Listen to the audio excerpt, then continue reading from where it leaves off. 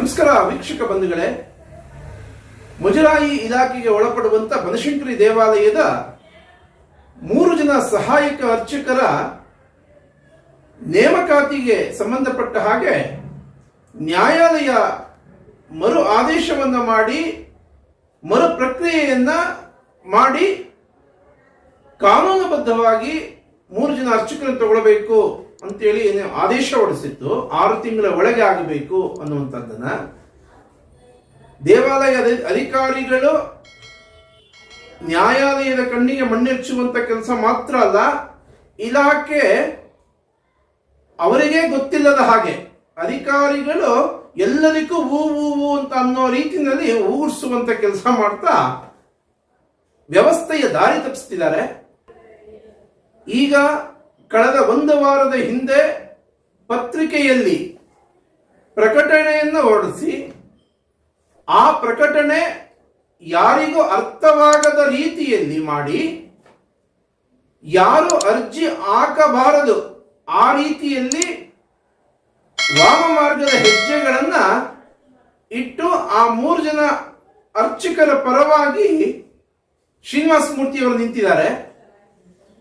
ದಿಕ್ಕು ತಪ್ಪಿಸುವಂತ ಕೆಲಸ ಅಧಿಕಾರಿಗೆ ಗೊತ್ತಿಲ್ಲದ ಹಾಗೆ ಮಾಡ್ತಾ ಹೋಗ್ತಿದ್ದಾರೆ. ಇವತ್ತು ಅರ್ಜಿ ಆಹ್ವಾನದ ಸಮಯದಲ್ಲೂ ಕೂಡ ಆ 3 ಜನ ಸಹಾಯಕ ಅರ್ಚಕರನ್ನ ಹೊರಗಡೆ ಕಳಿಸಿಲ್ಲ. ಈಗ ಬನಶಂಕರಿ ಜಾತ್ರೆ ಹತ್ರ ಬಂತು. ಜನವರಿ 7ನೇ ತಾರೀಕು ಬನಶಂಕರಿ ಜಾತ್ರೆ. ಆ ಸಂದರ್ಭದಲ್ಲಿ ದೇವಾಲಯದಲ್ಲಿ ಸಾಕಷ್ಟು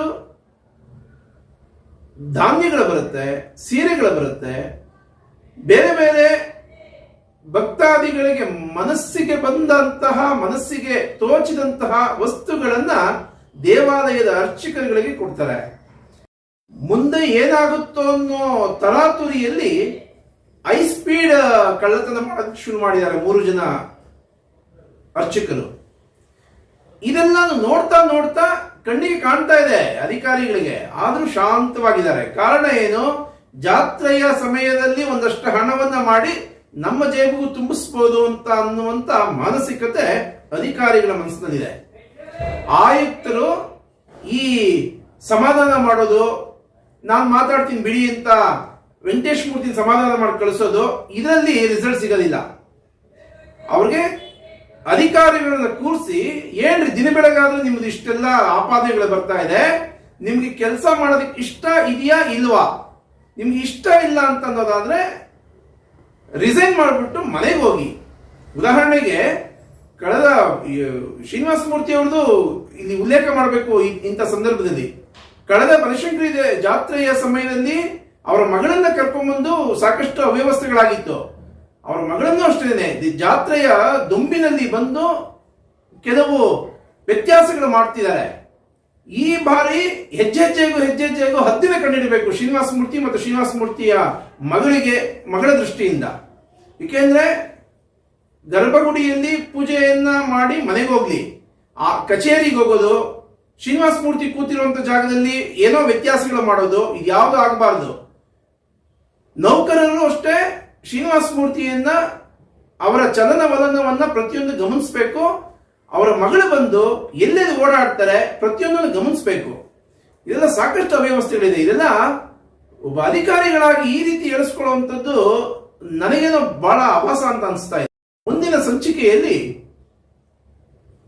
ಮಲ್ಲಿಕಾರ್ಜುನ ಸ್ವಾಮಿ ದೇವಾಲಯದಲ್ಲಿ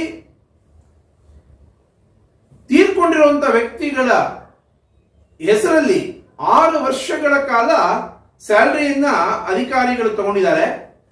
ಅಷ್ಟಕ್ಕೆ ಬಿಟ್ಟಿಲ್ಲ, ಅವರು ಬೇರೆ ಕಡೆ ಟ್ರಾನ್ಸ್ಫರ್ ಆಗುವಾಗ ಅಲ್ಲಿರುವಂತ ಅವರ ಆಪಾದನೆಯ ಕಡತಗಳನ್ನು ಕಳ್ಳತನ ಮಾಡ್ಕೊಂಡು ಹೋಗಿದ್ದಾರೆ. ಅದನ್ನು ನೋಡೋಣ.